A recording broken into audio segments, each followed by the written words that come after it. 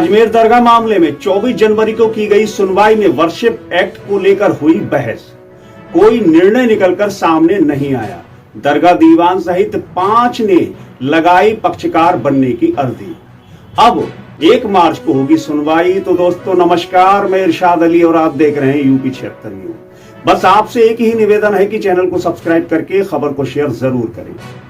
अजमेर दरगाह में मंदिर होने के दावे की याचिका पर शुक्रवार को सिविल कोर्ट में सुनवाई हुई।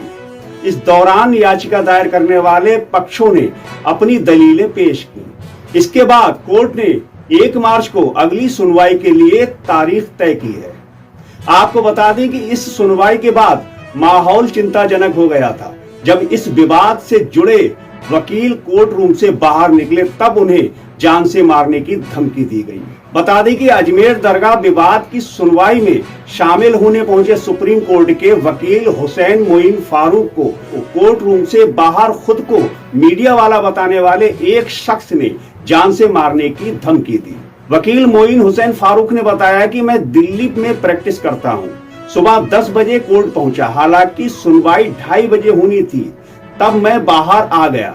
जब मैं अपनी कार में बैठा था, एक व्यक्ति खुद को मीडिया वाला बताते हुए आकर बोला, अगर 2:30 बजे कोर्ट में आया तो गोली मार देंगे। वकील ने इसकी जानकारी जज को दी। जज ने तत्काल पुलिस को मामले की उचित कार्रवाई करने के निर्देश दिए हैं। तो आइए अब सुनते हैं याचिकाकर्ता विष्णु गुप्ता ने सुनवाई के बाद मीडिया को क्या बताया। 110 की एप्लीकेशन आई है, उन एप्लीकेशन का हमने जवाब दे दिया है। कहीं से कोई भी एप्लीकेशन जितनी भी आई है, हम उन सभी एप्लीकेशनों को अपोज कर रहे हैं।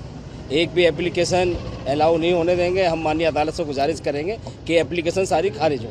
और दूसरा, जो रूल 711 की जो एप्लीकेशन दी है उन्होंने कि ये जो केस है वो केस चलने योग्य नहीं है, उसका हम जवाब लाए हैं। अब लास्ट तारीख पर आपने देखा होगा कि हमने 3 पार्टी बनाई थी, उसमें सिर्फ ओनली दरगाह जो कमेटी है उनकी ओर से जवाब आया था।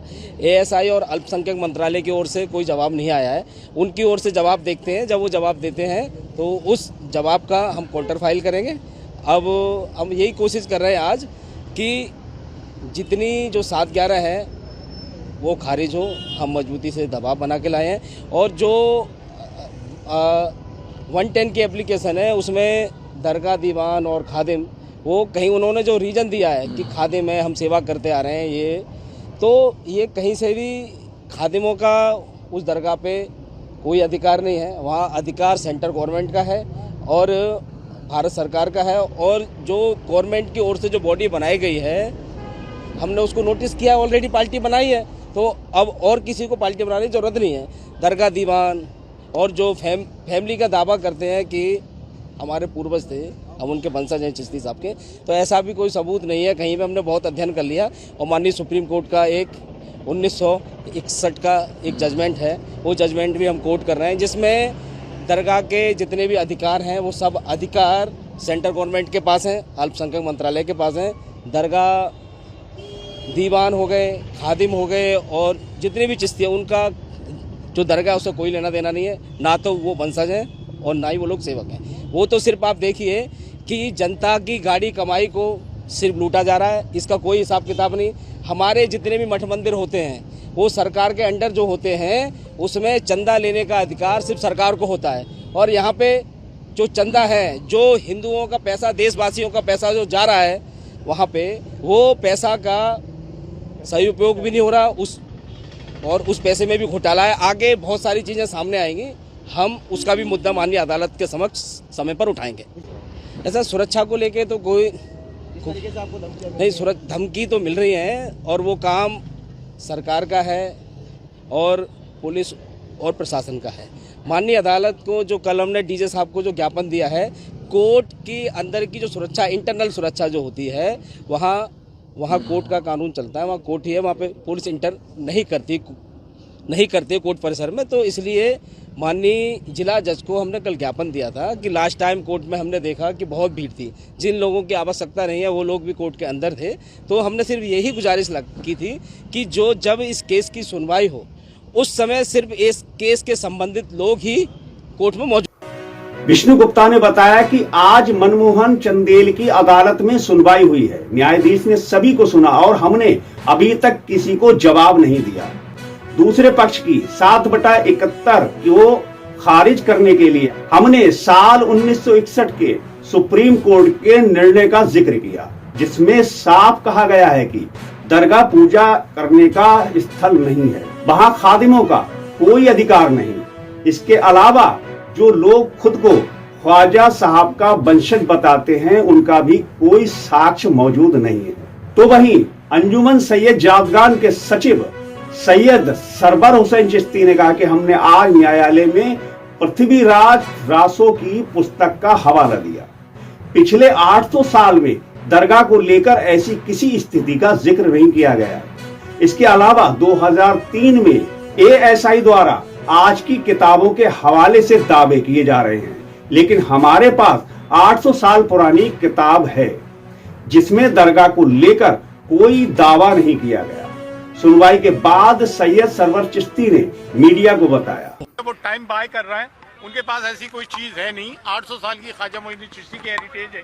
अभी प्राइम मिनिस्टर ऑफ इंडिया की तरफ से भी प्राइम मिनिस्टर प्रोटोकॉल में चादर आई थी, तमाम पॉलिटिकल पार्टी के हेड से आती है, तमाम वॉक ऑफ लाइफ के लोग आते हैं, तमाम फ्रेटर्निटी के लोग आते हैं। 800 साल से हर मजहब और मिल्लत डिनोमिनेशन के लोग आते हैं। 800 साल में कभी ऐसा नहीं हुआ, ये एक नया चलन है। लेकिन अभी कोर्ट ने जो हमने 110 की अर्जी खुद्दाम ख्वाजा गद्दी नशीनों की जो जमात है अंजुमन सैयद जादगान खुद्दाम ख्वाजा, उसकी तरफ से 110 में बनने की पार्टी दी थी, क्योंकि प्राइमरी पार्टी हम है।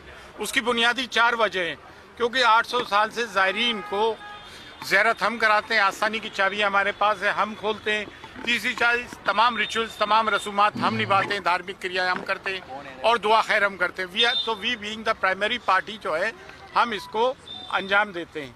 तो इसलिए हमने 110 में पार्टी लगाई है। अभी उसको एंटरटेन नहीं किया क्योंकि सामने वालों ने जवाब नहीं दिया। इस पे तारीख दी गई है, ये हुआ यार। तारीख अभी पता चल जाता है कौन सी तारीख। हाँ, अच्छा, ये कहते हैं कि ASI की रिपोर्ट, ASI तो कौन से ईयर में हो गया था समीर साहब? ये 2004 में तो ऑलरेडी यहाँ का सर्वे हो चुका है भाई। ASI पहले ही कर चुकी है अजमेर का। ये शाहजहानी मस्जिद, अकबरी मस्जिद, सबका दरगाह में ऑलरेडी सर्वे हो चुका है। ये रही रिपोर्ट 2003-2004 में।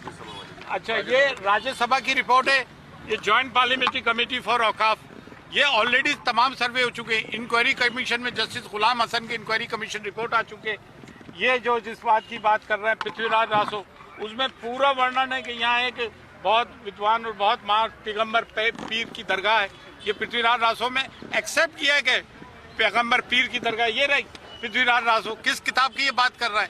तमाम फैब्रिकेशन है, झूठ है, एक सस्ती राजनीति और सस्ती शोहरत करने के अलावा कुछ भी नहीं। मजार शरीफ का भी सर्वे किया। देखें, ये यार रही ASI की रिपोर्ट, ये रही 2003-2004 की ASI रिपोर्ट है, आर्कियोलॉजिकल सर्वे ऑफ इंडिया। इसमें ये अकबरी मौज, शाहजहानी मौज, ये तमाम आना सागर वगैरह सबकी कर दी गई है। मेरा सवाल ये है कि नए मजार की क्या तमाम दरगाह की हो गई? अगर ऐसी कोई बात होती तो आती ना, इसमें कुछ भी नहीं। फिर ये राज्यसभा की JPC की रिपोर्ट है। फिर ये पृथ्वीराज रासो, ये पृथ्वीराज रासो में ये देखें आप, ये कि यहाँ पीर पैगंबर की दरगाह जो सबको दुआएं देते हैं, ये रहा पृथ्वीराज रासो जिनकी बातें कर रहे हैं। ये कुछ नहीं है, एक सस्ती शोहरत करने का तरीका और होना जाना कुछ भी।